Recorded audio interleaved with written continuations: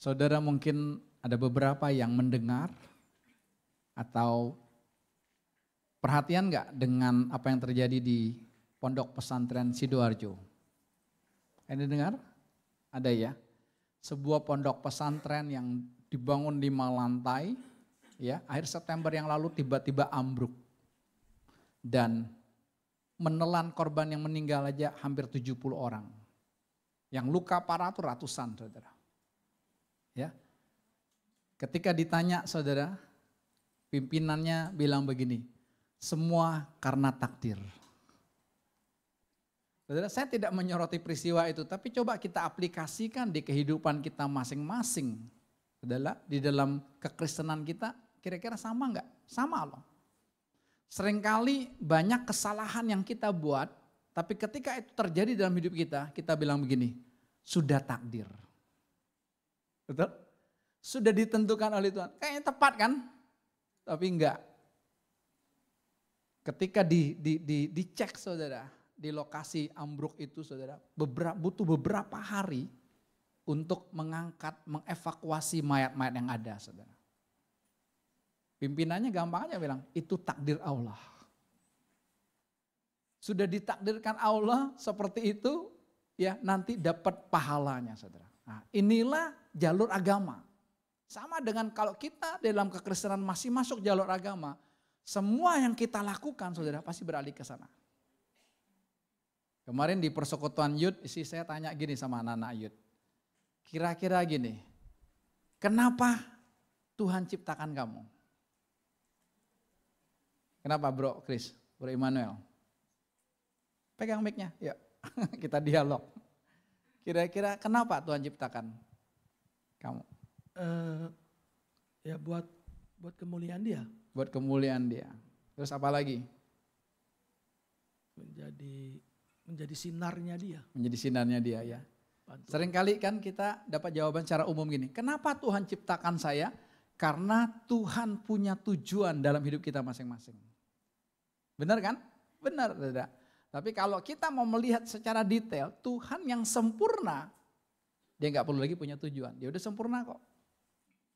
Betul nggak? Manusia mau puji dia atau tidak, dia kan tetap Tuhan. Nggak akan pernah berubah. Saudara. Betul nggak? Kenapa dia ciptakan kita? Karena itu manifestasi cintanya. Kalau saudara tangkap itu, waduh. Makanya Joel tadi saudara, ya, anak bungsu kami deh. Dan orang bilang gini, cuci cetak bapak ini pak. Wajahnya, sifatnya saudara. Tapi saya bilang yang buruk jangan terima. Karena masa lalu tidak ada kan. Lihat. Lalu dengar. Seringkali kita menyalahkan orang lain. Menyalahkan keadaan. Padahal kesalahan kita. Betul gak? Saudara yang insinyur.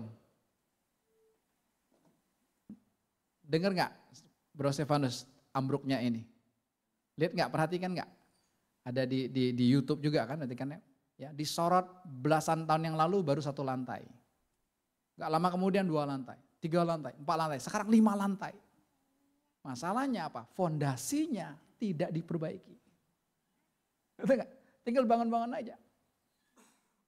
Dikeluarkan lagi, ya pemerintah mengeluarkan ada 42.000 pesantren di seluruh Indonesia yang punya izin cuma 50. Keren ya? Keren ya? Itu keadaannya yang ada. Berarti yang gak punya izin kan gak ada pemeriksaan, betul gak? Gak ada pemeriksaan dong, ya bangun-bangun aja gitu loh. Bangun aja dulu, izin nyusul gitu. Itu yang terjadi. Coba kita aplikasikan dalam kekristenan kita juga sama.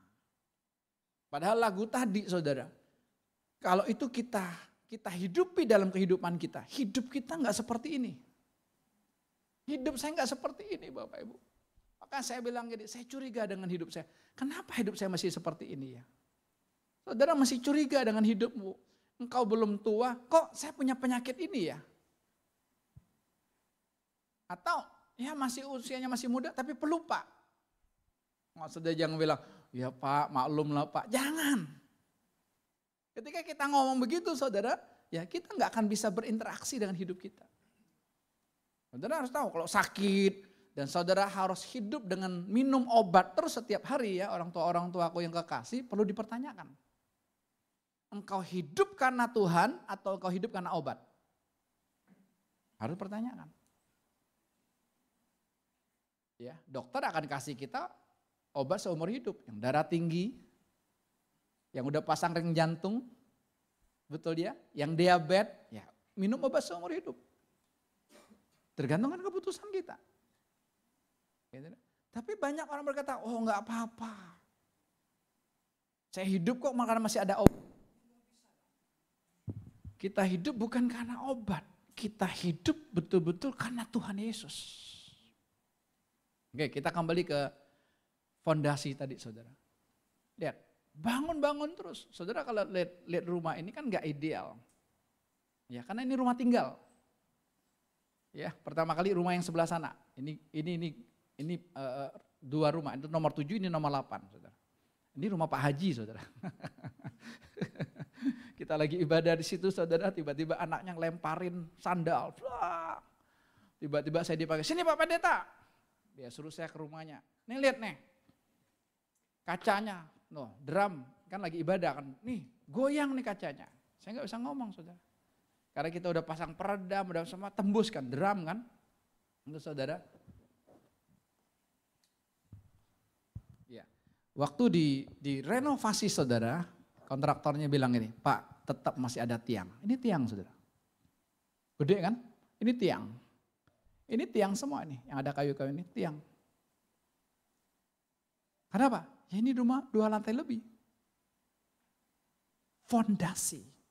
Saudara. Hari ini saya akan berbicara tentang infrastruktur, sama dengan fondasi. Ya.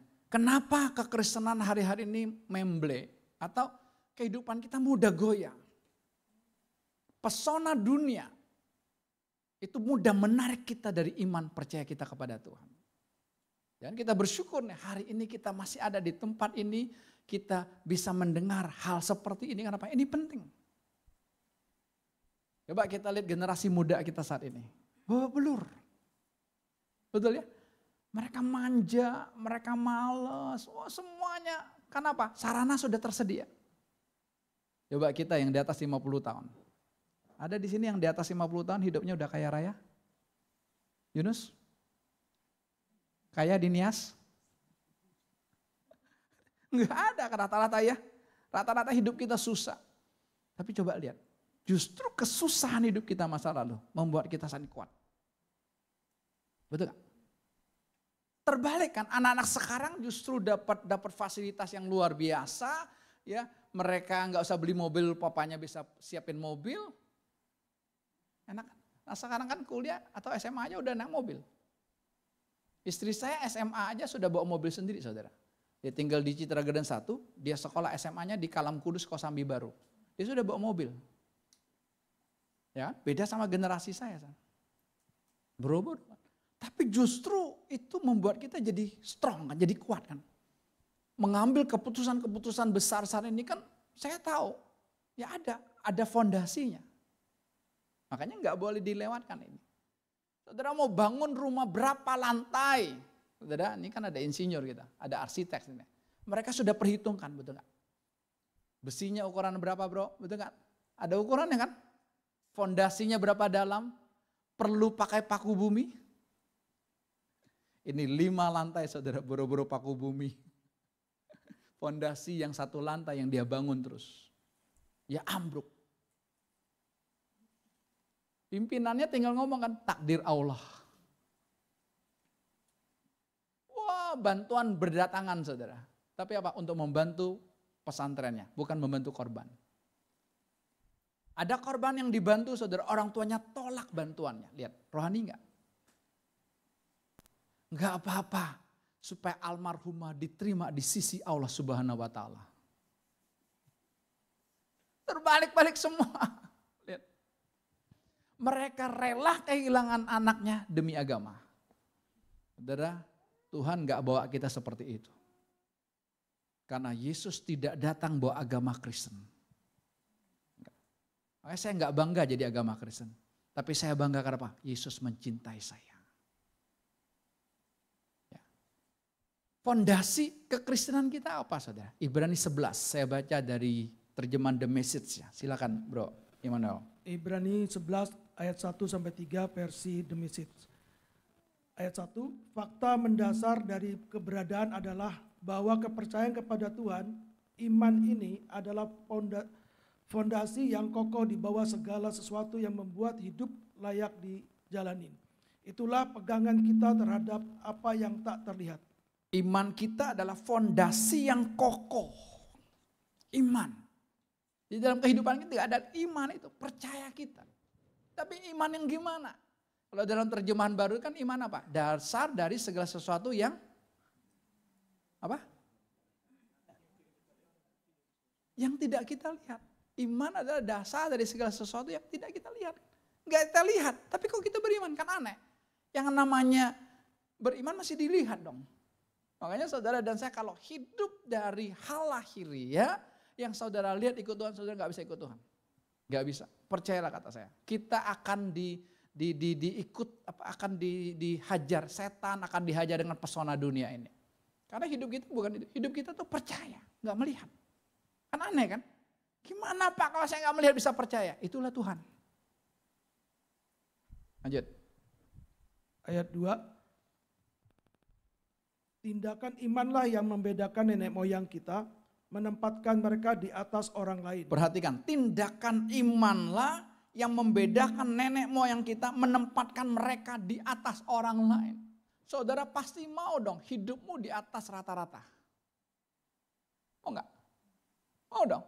Saudara jadi orang tua pasti kepingin anakmu hidupnya, kualitas hidupnya di atas rata-rata. Bukan karena dia lulusnya summa cum laude, dia pinter intelektualnya, bukan itu. Tapi dalam realita kehidupannya, anak-anak kita sadar, wow kok ada anak-anak seperti ini ya. Mau dong? Betul gak? Tapi berapa banyak orang tua bergumul mau bangunin anaknya, susah banget. Jam 10 aja belum bangun. Bangunnya apa? Di atas jam 12. Kenapa? Senin sampai Jumat saya kerja Pak. Sabtu dan Minggu free. Jadi saya mau me time. Saudara tahu itu mental karyawan. Kalau saudara mental pengusaha, enggak. Anak-anak kami 5 tahun ini tidak ada hari Minggu libur. Kecuali darurat. Nanti minggu terakhir ini mereka libur seminggu. Karena mereka pergi ke Korea semua. Bagi saya, wow. Pergi ke Korea harusnya jatahnya dapat 2 saudara. Anak saya 3 kan. Sekarang bukan dapat 3, dapat 4. Free. Keren ya. Bukan lihat kerennya saudara. Tapi saya lihat, wah. Karena saya pernah ada di area itu. Saya bilang tetap aja. Nanti mereka habis ibadah gini, jam 11 yang Pamulang udah berangkat. Yang Duta nanti jam 12.15 karena toko buka hari Minggu lebih siang. Ya, coba kita lihat, kok bisa beda? Kenapa? Iman. Percaya kita masih beda. Saudara kalau semuanya rata-rata sama aja dengan anak muda yang lain, ya, anak muda yang lain manja, anak muda yang lain males. Anak muda yang lain cuma nongki-nongki aja, oke? Yang viral-viral didatangin, cuman gitu aja kerjaannya, nggak jadi apa-apa. Hidup kita kok bisa berbeda? Bagi saya, wow. Ya, toko sepeda belum 5 tahun saudara yang di Duta, belum 5 tahun. Tapi sekarang kita bisa menjadi penentu harga dari importir. Jadi importir bisa hubungi kita, Pak. Saya modalnya segini buat toko, Bapak mau jual di online-nya berapa? Kita yang nentuin harga. Hebat gak? Bagi saya, wah keren. Ya, Pak saya punya barang, kemarin dia punya barang import dari Cina, ya, sepeda balap dia punya 50 unit. Saya hanya kasih 3 toko. Ya. Toko A, B, C disebut. 1 di Jakarta, 2 di Tangerang. Tokonya 3 toko ini. Silakan kalian tentuin harganya berapa. Bagi saya, ini bukan saya yang mengerjakannya, Tuhan yang mengerjakannya. Kita nentuin harga loh. Dulu kalau kita bisnis, kalau punya toko sepeda yang lain saudara, kompetitor kan. Sekarang enggak loh. Justru mereka jadi satu grup bertiga ini. Saya enggak masuk di situ, saya suruh Jacob aja masuk. Ngomong sama pemilik satu ini sama, ya kita tentuin harga berapa? Importer kita yang tentuin harga. Keren enggak? Ya udah 50 unit kita bagi. Bagi saya, wow. Tapi saudara jangan kagum ini saudara. Kita harus balik ke fondasi. Kita lihat gedung, wow tinggi ya, wow mewahnya saudara. Kita lihat sudah jadinya. Tapi kita nggak pernah lihat kan, waktu arsitek menghitungnya. Betul nggak? Jepang, arsiteknya sudah membangun gedung-gedung yang tinggi dengan fondasinya yang anti gempa. Betul nggak? Karena apa? Karena mereka rawan gempa. Di Jepang tuh udah biasa gempa. Udah rawan. Mereka harus bangun satu fondasi yang pokoknya tahan gempa. Ini biayanya mahal. Itu fondasi. Itulah infrastruktur. Tuhan ngomong kan dalam Injil Matius pasal yang ke-7. Ya, kalau ada seseorang membangun imannya di atas pasir, murah meriah, tapi cepat hancur. Tapi di atas batu, mahal, lama pengerjaannya, tapi hasilnya mantap. Demikian juga kita. Jangan jadi Kristen manja. Kristen manja itu menjadikan Tuhan itu ATM. Tuhan aku butuh duit. Dan Tuhannya ngasih lagi. Tuhan aku tuh butuh mobil, Tuhannya kasih lagi. Tuhan aku butuh rumah, Tuhannya kasih lagi. Dan kita senang. Tapi saudara tahu nggak? Kalau Tuhan jawab doa kita, bahaya bro. Ingat, yang senang Tuhan jawab doanya bahaya. Itu tandanya Tuhan masih ngikutin kita. Kalau Tuhan sudah ada di sini, saya nggak perlu lagi berdoa. Kenapa? Karena Dia yang mengendalikan hidup saya. Ya, saudara yang masih suka doa minta sana minta sini, kenapa? Itu kekristenan yang murahan. Dan Tuhan tidak mengajarkan kita seperti itu. Jelas ya. Makanya kita harus sadar. Nenek moyang kita kok bisa berbeda dengan yang lain. Daniel dibuang di gua singa yang sudah lapar. Kalau ngajar anak sekolah minggu bilang, Daniel sikat gigiin singanya. Karena udah lama gak sikat gigi. Wah kita bilang, wow hebat. Kita di Taman Safari coba, ngeri. Bro, Chris aja kemudian tunjukin, oh Pak di Afrika singanya berkeliaran Pak, terbuka kan, tapi dikasih makan dulu. Kalau enggak bisa tawan yang dimakan. Betul enggak? Singa tetap singa, liar tetap liar, buas tetap buas, kecuali dia dicintai. Jelas? Mau berbeda? Balik ke infrastruktur, balik ke fondasi. Makanya saya bilang, wah, iya. Saya kagum dengan Tuhan yang mendidik anak-anak saya. Bukan hasil didikan saya. Ada sedikit, tapi Tuhan yang didik mereka. 1 Yohanes 2 ayat 27 itu jelas bahwa apa? Pengurapan Tuhan yang mengajar kamu tentang segala sesuatu tanpa kamu perlu diajar oleh orang lain. Betul? 2 anak cowok saya tidak mengecap bangku kuliah. Yang WL tadi itu, enggak. Kalau mau aku dia lulusan apa? Cuma lulus SMP. Ya dong. SMA cuma 3 bulan. Dibilang Pak saya mau berhenti. Saya mau masuk toko sepeda. Lihat. Saya cuma bilang gini, tanggung jawab kamu ya. Nanti dikata-katain orang, nanti cewek hina kamu. Lah lulusan SMP mau deketin saya. Tanggung jawab kamu ya. Tapi enggak apa-apa. Kalau lulus SMP, kantongmu tebel, cewek yang cari. Betul gak? Lulusan S3 kantongnya tipis, gak ada yang deketin. Catherine udah ketawa-ketawa. Betul gak Catherine? Ya, oh cinta Pak. Ya kalau lo bokeh juga gak dicintai. Ya, bukan kita yang mau berbeda, tapi apa? Infrastruktur, fondasi kehidupan kita, iman kita. Ayat ketiga. Dengan iman kita melihat dunia yang dipanggil untuk ada oleh firman Tuhan. Apa yang kita lihat diciptakan oleh apa yang tak terlihat. Apa yang kita lihat saat ini saudara, ya semua yang kita termasuk tubuh kita. Saudara tahu nggak? Sebenarnya tubuh kita pun ilusi. Ngerti nggak? Semua yang kita lihat ini kan semuanya ilusi, nggak nyata ini. Kalau saudara belajar fisika pasti saudara tahu, betul kan? Semuanya kan terdiri dari atom-atom. Tubuh kita ini ya angka misal 7, nolnya itu udah nggak terhitung lagi. Itulah tubuh kita, membentuk menjadi tubuh kita. Kelihatannya nyata, padahal enggak.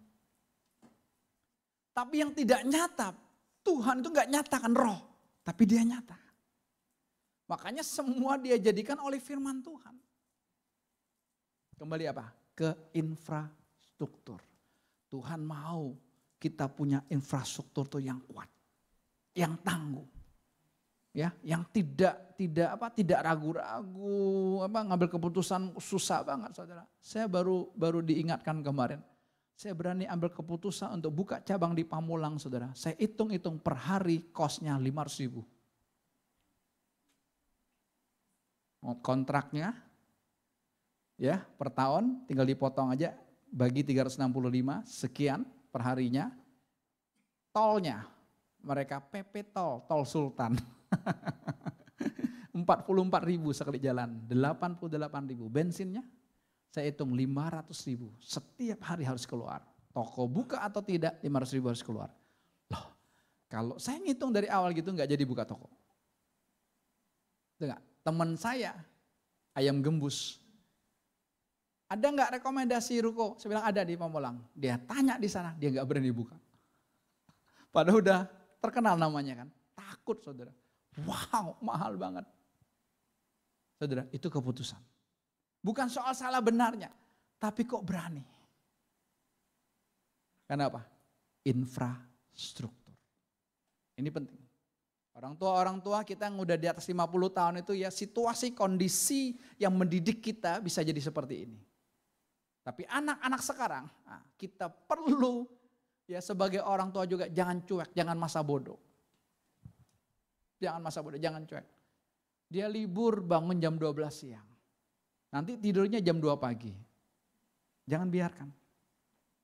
Satu karyawan saudara, ya dia baru kerja berapa? 3-4 bulan lah. Kok boleh nggak gaji saya 3 bulan ke depan ditransfer dulu sekarang? Hebat nggak? Karyawan sekarang begitu bro. Kalau sebulan masih mendingan, 3 bulan. Saya cuma tanya, kamu buat apa? Buat servis motor saya. Oh gak jadi. Akhirnya apa? Dia pinjol. Dia pinjam 1,5 juta. Per bulan dia harus bayar 700.000. 3 kali bayar. Pinjam 1,5 juta, bayar 2,1. Kemarin salah satu bosnya, Joel yang ditelepon. Karena kan dia tuliskan pekerjaannya di mana, di telepon. Saya tanya dia, kok kamu bisa pinjam? Iya, buat servis motor. Ini nih. Fondasi kehidupan. Infrastruktur, saudara. Menentukan kita. Jadi kita jangan ngomong Tuhan doang. Infrastrukturnya. Makanya ini perlu kita sadari. Semua kita ini infrastrukturnya masih babak belur. Termasuk saya masih babak belur. Anak-anak saya masih babak belur kok. Saya nasihatin kok. Saya selalu bilang kalian jangan hebat cuma di gereja. Wah jadi WL hebat, jadi khotbah di teens hebat. Kayaknya dunia milik kalian. Ya betul, tapi realitanya di rumah. Ingat ya, realitanya di rumah. Anak kita boleh hebat di bangku sekolah, boleh hebat di kampusnya. Wah organisasi sana, organisasi masuk. Oke, di rumah gimana? Makanya harus ada keterlibatan orang tua juga dalam mendidik. Kalau enggak saudara di generasi kita cuma pegang handphone. Kita pusing kan? Pusing enggak? Pusing, orang tua sekarang tuh stres urusannya. Jangan pusing Bapak Ibu. Ya mulailah dari kecil didik mereka. Ya Stefanus ya, punya 2 anak mulai didik. Ya, kalau dari kecilnya udah dikasih handphone waktu teens gimana kita membatasinya? Dia kan udah terikat. Ya, jadi Tuhan mau ingatkan kepada kita tentang infrastruktur. Kejadian di Sidoarjo itu memelekkan mata saya. Wow, nyawa begitu murahnya karena kesalahan manusia. Murah. Ya kan? Tinggal bilang takdir Allah. Tuhan sudah menakdirkannya. Pada kesalahan kita kok. Kesalahan kita. Nah, kita perlu cek. Kemarin istri saya tunjukin sebuah Instagram seorang dokter, dia sepertinya dokter kandungan gitu, ya. Lalu dia itu di syuting terus karena dia ini kan ya di Instagramnya dia tunjukin seorang ibu yang baru operasi kista, tapi bukan 1, 5. Dia tunjukin, dia difotoin juga deh. Ibunya kan setengah sadar gitu, Bu, kok bisa begini sih, banyak banget barang asing ini, Bu. Ya, lalu dia tanya, Bu, ibu kesukaannya makan apa? Masih muda loh, baru sekitar 30-an. Ibunya nih, pasiennya nih. Ibunya bilang ini, dulu masa muda saya setiap hari makan mie instan. Mie instan enak kan? Jangan bilang gak enak, enak, terenak sedunia. Betul gak? Lagi santai-santai malam, mie instan Lagi hujan-hujan, mie instan Kita bisa siapin 1 dus, 2 dus mie instan di rumah kita. Tapi kita gak sadar efek ke depannya. Ya kan? Wah, ya Bu, dokternya bilang ini penyebabnya. Bisa kistanya bukan 1 loh, 5 ada gitu. Dan dia bilang gini, masih ada lagi loh Bu, saya belum angkat loh. Waduh. Lihat, kita bilang sudah takdirnya dia punya 5 kista. Tunggu dulu. Tunggu dulu. Kita justru berperkara dengan Tuhan.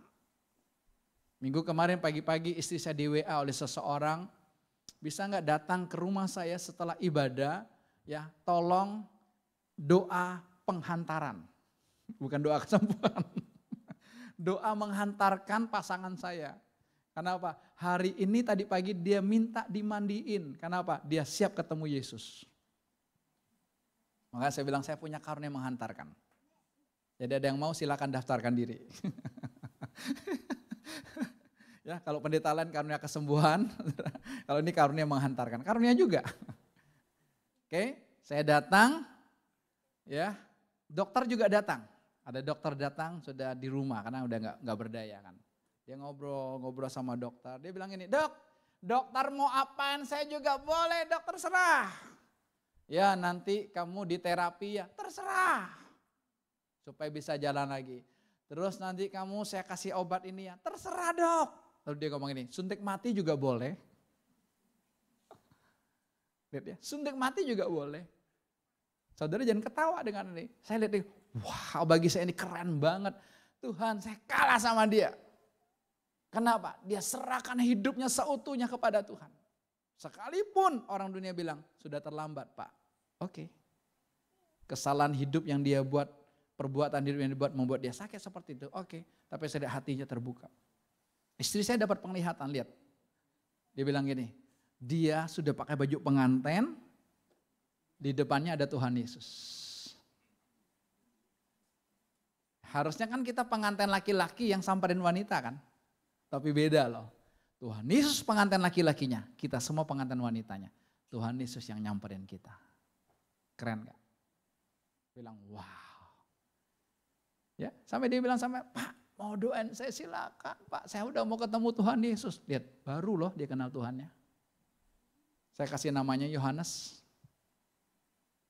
Saya dapat nama buat dia, namanya Yohanes. Saya panggil dia Yohanes. Karena waktu saya kunjungi dia, siapa yang datang? Itu pendetanya Mami. Lalu dia bilang gini, pendeta Papi mana? Kalau dia sehat, sulit untuk dia menyatakan gitu. Bisa ajak berantem kalau kita ngomong Yesus. Tapi itu cara Tuhan. Maksud saya, wow, hatinya terbuka seperti anak-anak.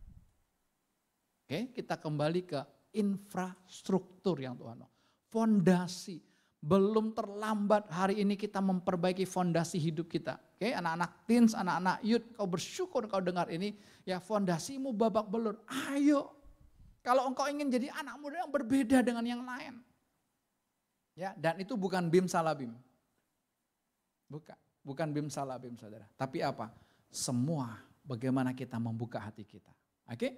Nah kita lihat bagaimana sih caranya Tuhan ya membangun infrastruktur dalam kehidupan kita. Saudara. Tadi kita lihat fondasinya iman. Ya betul. Kita bisa beriman pun itu kemurahan Tuhan. Ingat, bukan karena kita. Ingat ya, bukan. Tapi Tuhan sendiri yang taruh itu dalam hidup kita, saudara. Kita ini anugerah. Jadi tidak ada orang yang beriman kepada Tuhan itu tidak ada kalau bukan Tuhan yang kasih. Ingat dasarnya semua dari Dia dan oleh Dia dan untuk Dia. Termasuk iman pun oleh Dia. Tapi ingat, Tuhan mau kepada kita mengerjakannya. Bukan kekuatan kita. Kita mesti sadar, oh ini gak benar nih. Makanya kita mesti terbuka.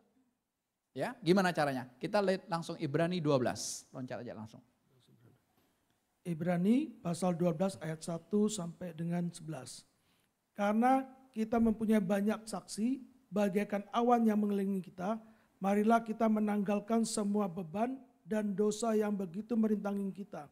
Dan berlomba dengan tekun dalam perlombaan yang diwajibkan bagi. Saudara perhatikan, banyak saksi.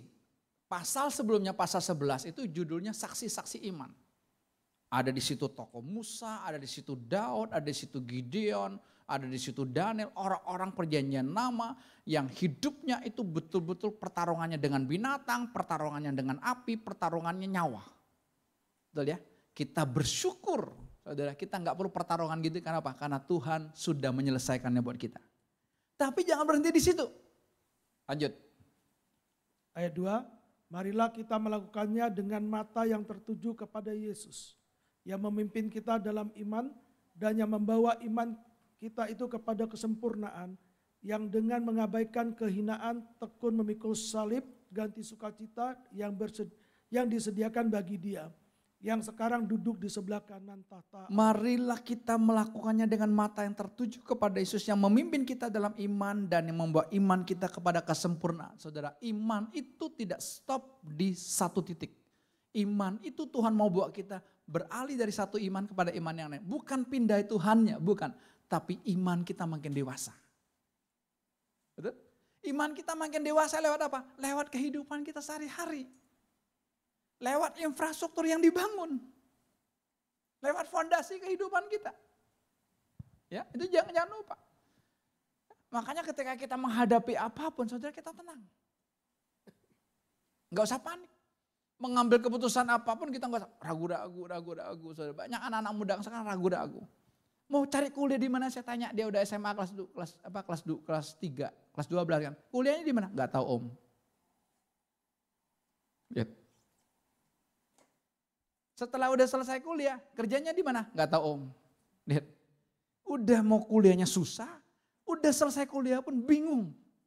Karena apa? 10 juta lebih sarjana yang nganggur.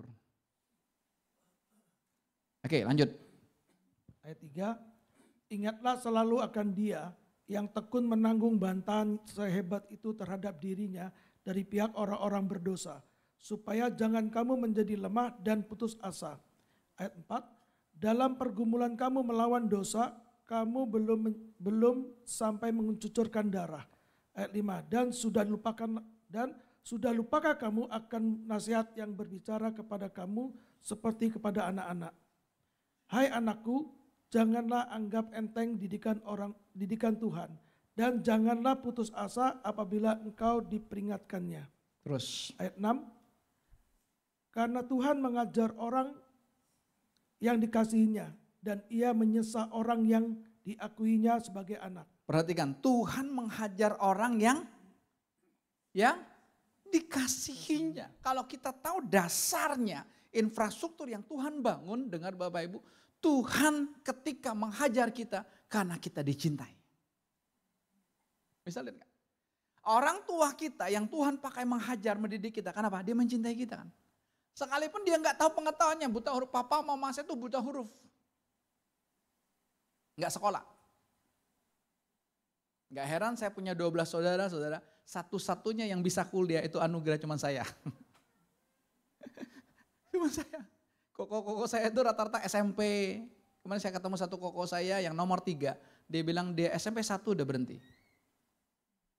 Ada yang SMP 2, saudara. Di atas saya nomor 11, pernah masuk SMK. Masuk 1 tahun berhenti, nggak selesai. Bagi saya anugerah. Kok bisa? Ya. Tapi kalau kita tidak mengenal pribadi Tuhan yang adalah cinta, waktu kita dihajar oleh Tuhan, kita bilang nih, Tuhan jahat. Berapa banyak di hati kita ini sebenarnya kita mau marah sama Tuhan. Kita mau marah. Cuman konsep rohani yang menutup kita sehingga apa? Kita nggak berani marah sama Tuhan. Kan nggak boleh marah sama Tuhan. Padahal apa? Boleh kok. Bebas aja. Bebas aja sama Tuhan. Tuhan mau berperkara kok. Tuhan, kenapa Tuhan kasih penyakit ini sama saya? Tanya dong. Dialog sama Tuhan. Tuhan, kenapa hidup saya kok susah Tuhan? Kenapa Tuhan? Tanya sama Tuhan, berdialog aja, berperkara sama Tuhan. Tuhan kan di hati kita.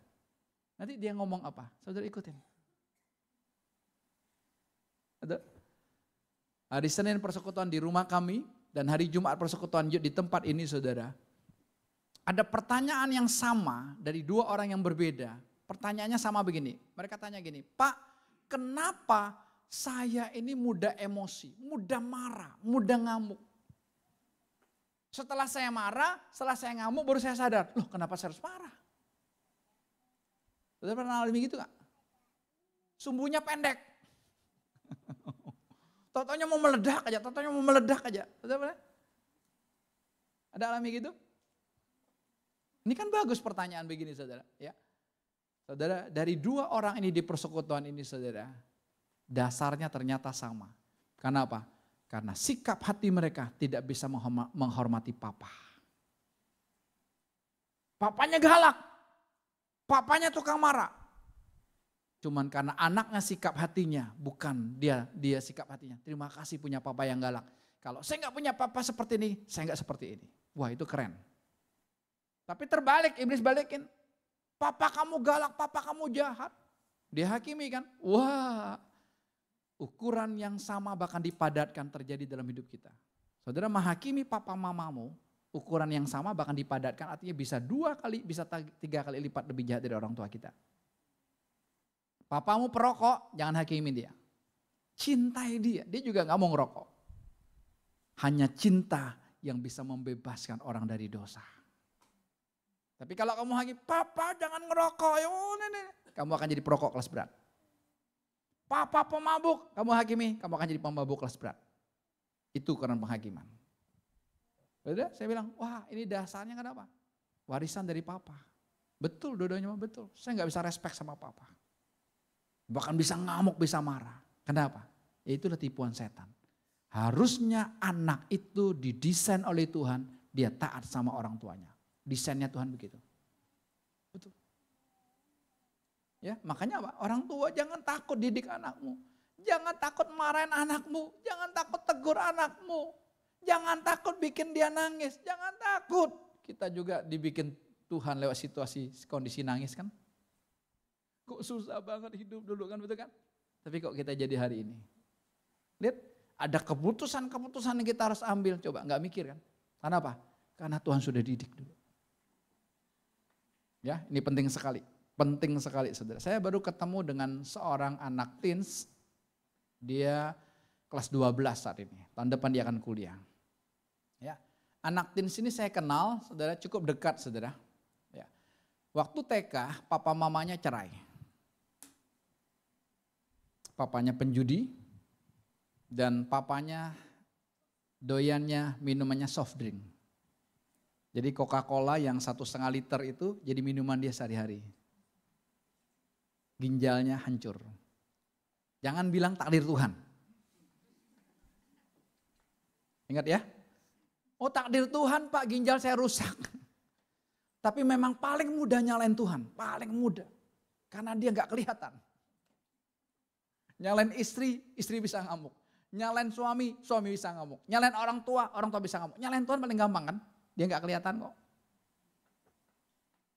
Papa mamanya cerai, akhirnya anak ini harus diungsikan ke rumah kakek neneknya di daerah.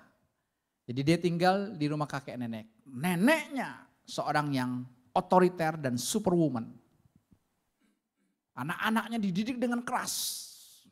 Pokoknya gak ada yang enak santai main, gak punya pembantu. Rumah gitu gede. nyapu anak-anaknya, ngepel, bantu karena mereka dagang. Termasuk didik cucunya sama, keras. Kalau salah dicubit. Siapa yang sering dicubit sama orang tua dulu? Tante cubit gak Rudi deh? Enggak ya dia ya? Cubit. Mungkin kau berkata apa? Bekasnya masih ada saat ini. Ingat khotbah minggu lalu, masa lalu tidak ada. Jangan dibesar-besarin. Itu bohong semua. Kemarin saya ketemu dengan dia. Saya bilang ini, kamu bersyukur. Tuhan bisa lewat nenek kamu didik kamu seperti ini. Kalau enggak, hidupmu sudah hancur. Ya betul om. Kenapa? Karena kan papa mamanya cerai. Dia bingung kan? Saya bilang, kamu pernah mengalami kesedihan ya? Karena tidak punya papa. Ya dulu saya SMP, saya pernah mau bunuh diri. Kenapa? Karena merasa diri enggak berharga, disalahin nenek terus tantenya juga yang satu rumah nyalain terus dia. Didik. Dia pulang sekolah, dia harus bantu tantenya dagang. Saya menyaksikan sendiri. Tapi waktu kemarin saya ketemu, saya bilang, kamu bersyukur. Kamu bersyukur. Itu didikan itu menolong kita. Didikan itu menolong kita. Ya, jadi kalau ada orang tua yang tidak mendidik, hati-hatimu nak. Alicia, jangan senang dimanjain papi.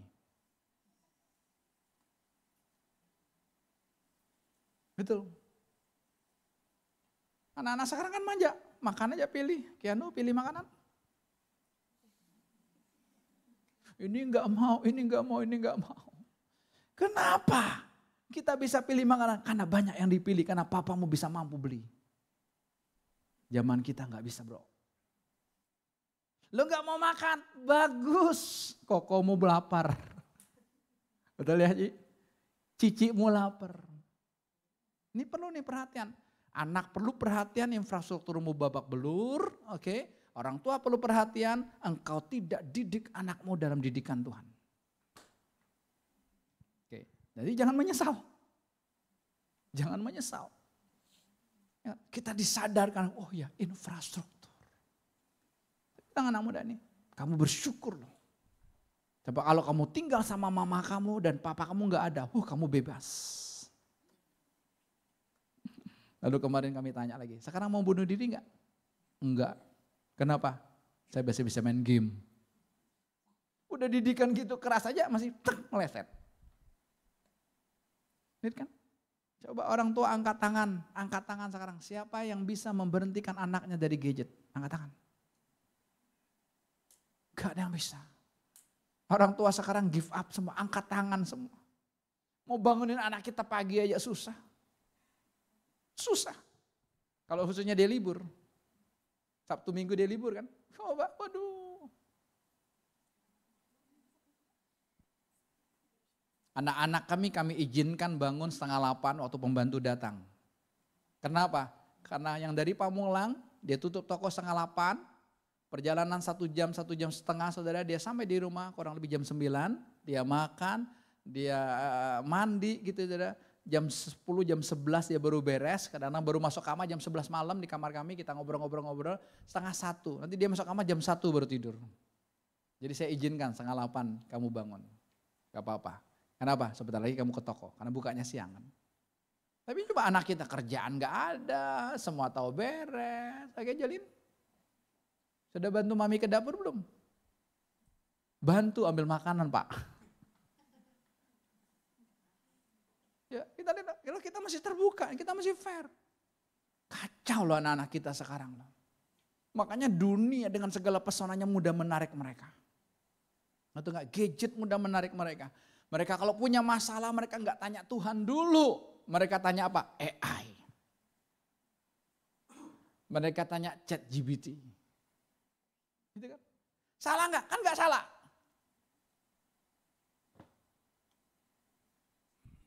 Jumat malam istri saya tanya sama anak-anak youth, kenapa Tuhan ciptakan kamu?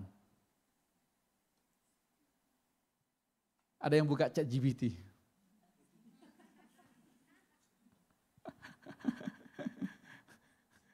ChatGPT jawab apa?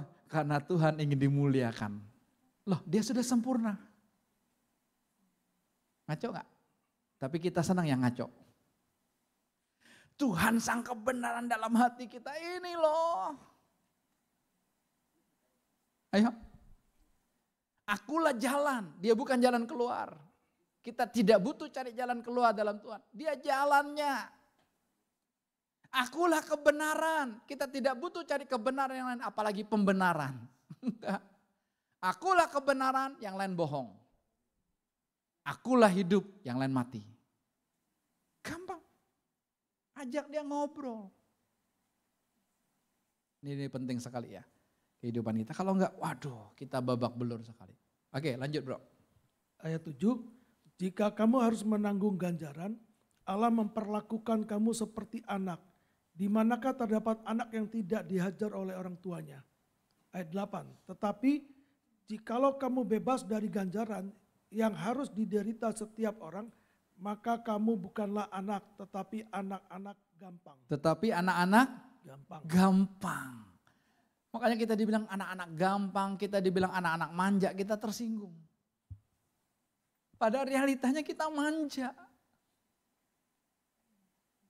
Orang tua sih yang memanjainnya. Habis Pak, saya ajak cukup susah Pak, sekarang saya nggak mau anak-anak saya susah. Itu pemikiranmu.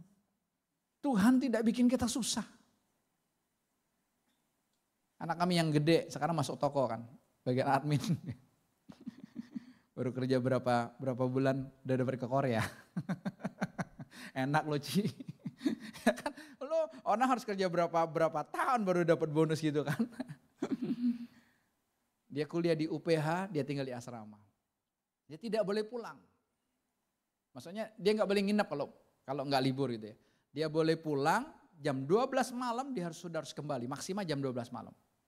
Tapi waktu dia pulang dari UPH ke Lepo Karawaci, hampir saya tidak pernah jemput. Pulang sendiri. Naik apa? Gojek banyak. Loh Pak, kok anak cewek Bapak nggak takut?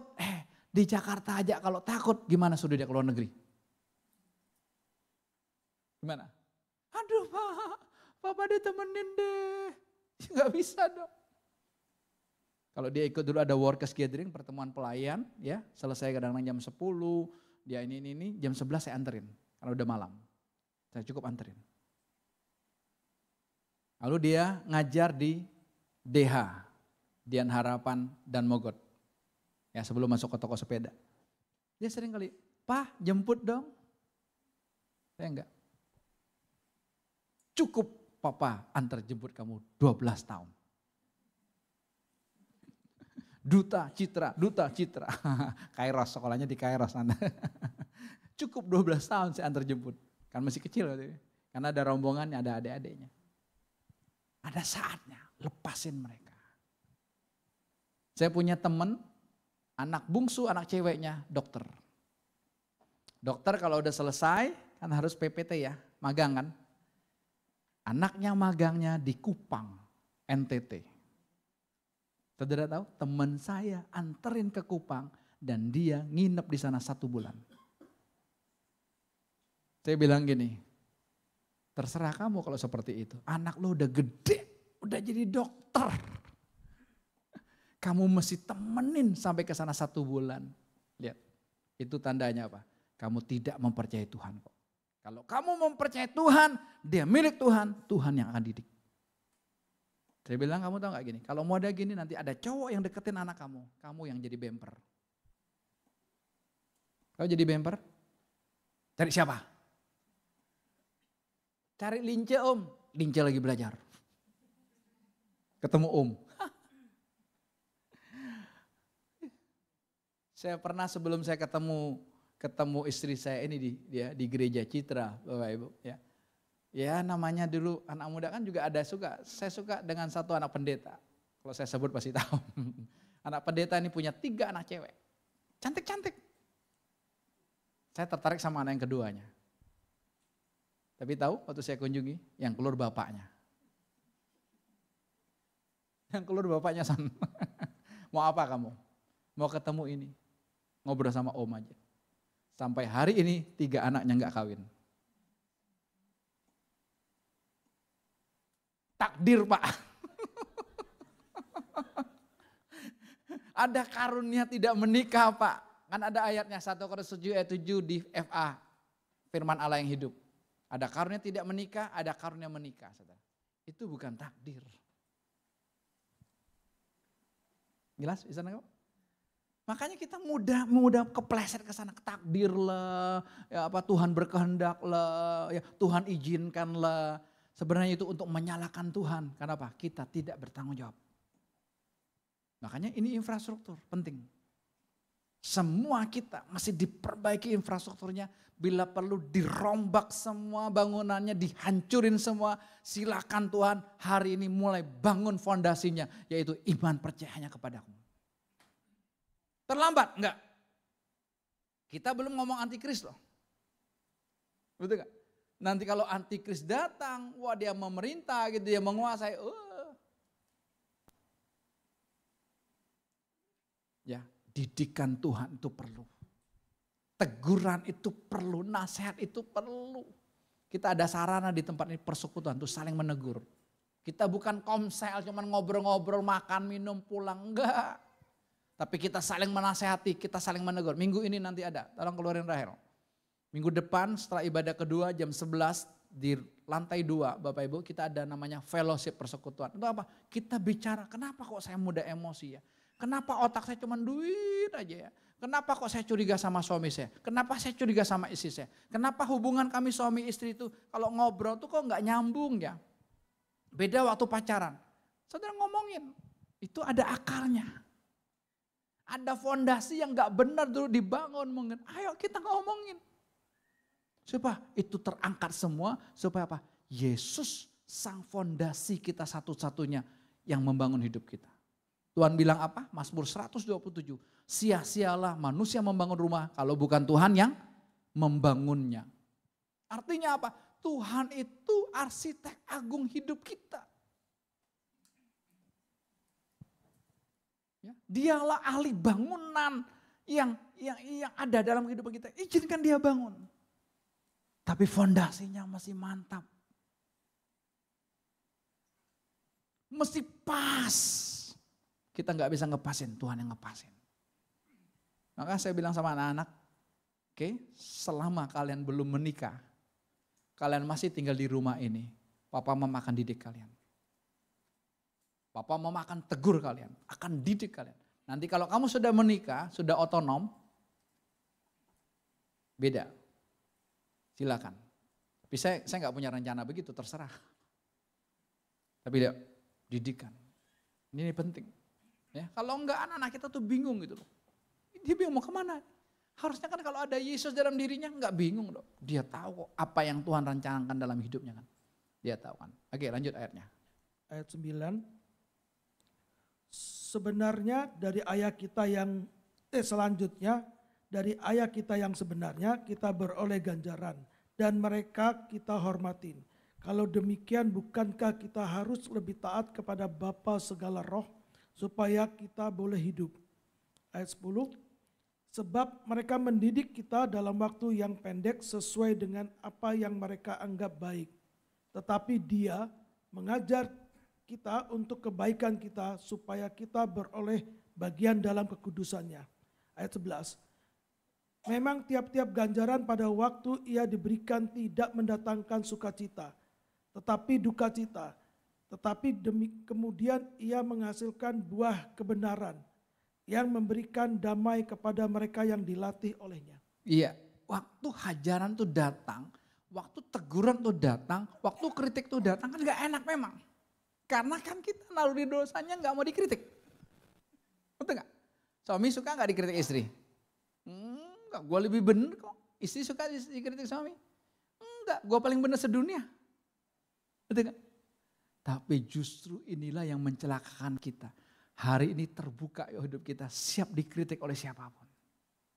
Kalau ada orang masih kritik kita, kalau ada orang yang masih nasehatin kita, kalau ada orang yang masih menegur kita, tandanya kita masih dicintai. Kami baru saja keluar kota, kami nginep di hotel. Hotel yang kami nginep terakhir itu hotel yang baru rilis 2 bulan yang lalu. Baru 2 bulan yang lalu. Udah kami check out, mau pulang ya ke Tangerang saudara. Kami disamperin sama resepsionisnya. Pak, Bu, ada masukan nggak buat hotel kami? Hotelnya masih baru 2 bulan. Masih kinclong semua kan. Saya bilang ada. Kan dia yang nanya. Kalau dia nggak nanya juga saya nggak mau ngomong juga, ngapain ngurus orang terlalu banyak. Dia nanya, saya bilang ini, dari awal masuk kemarin siang, kasurnya atau spraynya maksud saya, itu bau apek. Tahu bau apek? Karena kan musim kan nggak menentu kan, hujan, nggak kering total gitu loh, baunya apek. Oh makasih Pak, makasih Bu, ini masukannya menolong kami. Lihat, orang dunia aja terbuka untuk dikritik. Tapi kita lihat, makanya Tuhan ngomong apa? Anak-anak dunia lebih cerdik daripada anak-anak terang. Kenapa? Karena anak terang udah merasa terang, tapi nggak mau dikritik. Udah terang men. Enggak. Saya bilang, wah keren banget loh dia. Serius loh. Bukan kayak lip service aja ada masukan. Enggak, dia samperin kami. Kami lagi nunggu di lobi kan. Dia kan biasa ada hotel langsung kita bisa pergi. Ada kan enggak kan. Dia mesti cek dulu barang-barang apa yang mungkin kita bawa. Enggak sengaja sih.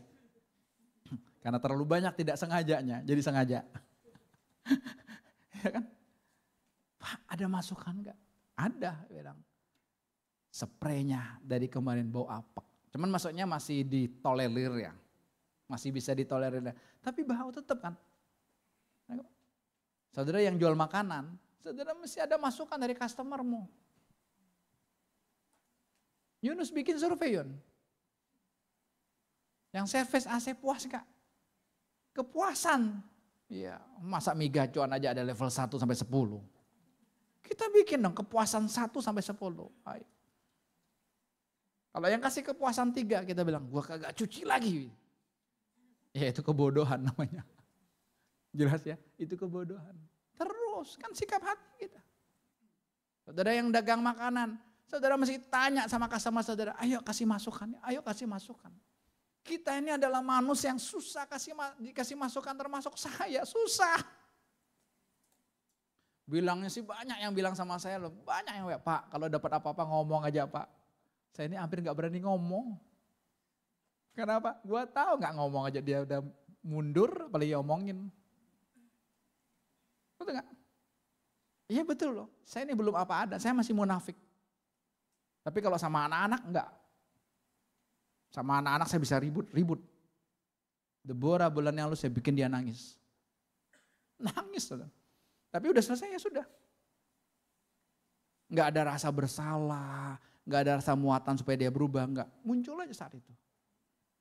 Ya, saya nyambut juga, dia nyambut juga. Apa? Didikan, itu penting.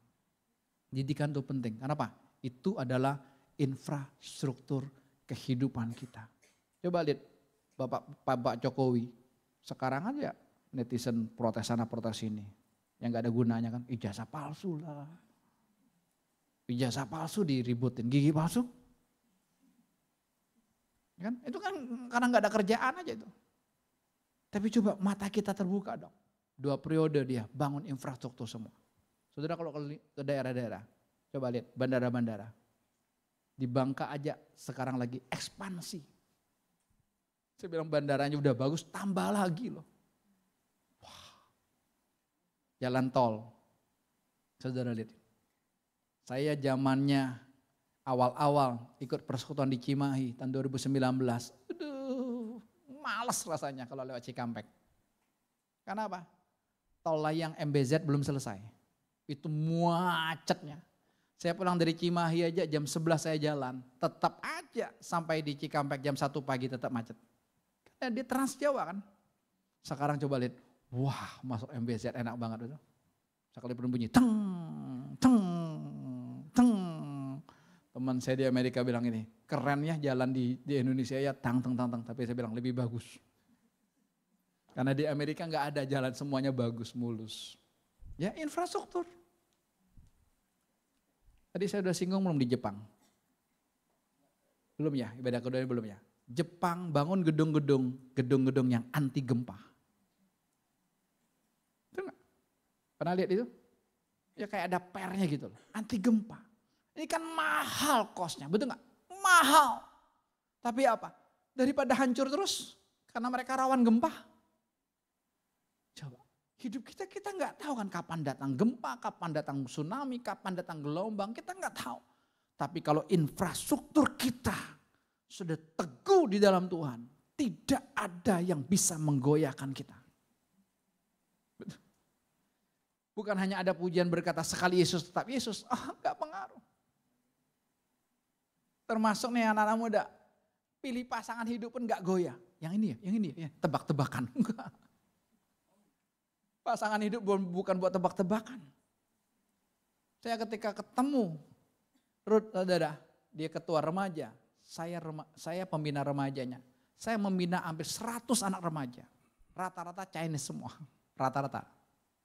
Cantik-cantik. 100 loh anak remaja di bawah saya. Anak-anak SMA, anak-anak baru mulai kuliah. Betul? Tapi waktu saya ketemu dia, wah, udah. Ketika dia menyambut cinta saya, udah, cuman ini aja. Kok bisa? Infrastruktur. Ini penting. Fondasi itu penting. Fondasi itu penting. Ya, fondasi kehidupan kita bukan kita yang bangun. Tuhan yang bangun. Tapi kita buka hati kita lewat apa? Didikan Tuhan. Yang suami istri, silakan pasanganmu izinkan dia mengkritik hidupmu. Karena dia tidak butuh karunia. Istri kan gak butuh karunia, lihat suami kan. Gak butuh karunia. Suami butuh karunia gak? Gak perlu. Langsung. Orang tua, terbukalah hatimu untuk ditegur, dinasehati oleh anak dan menantumu. Anak-anak, terbukalah hatimu saat ini untuk ditegur, dinasehati oleh papa mamamu.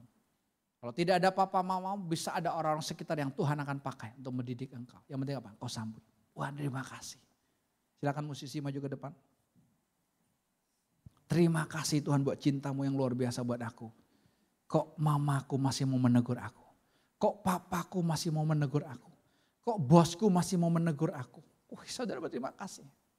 Karena apa? Itu tanda kita dicintai.